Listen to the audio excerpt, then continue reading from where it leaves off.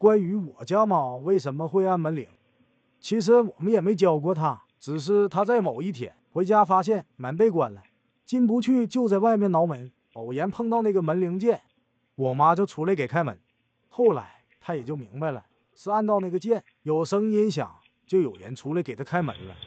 所以它开始了每天晚上夜不归宿，大清早回家就按门铃。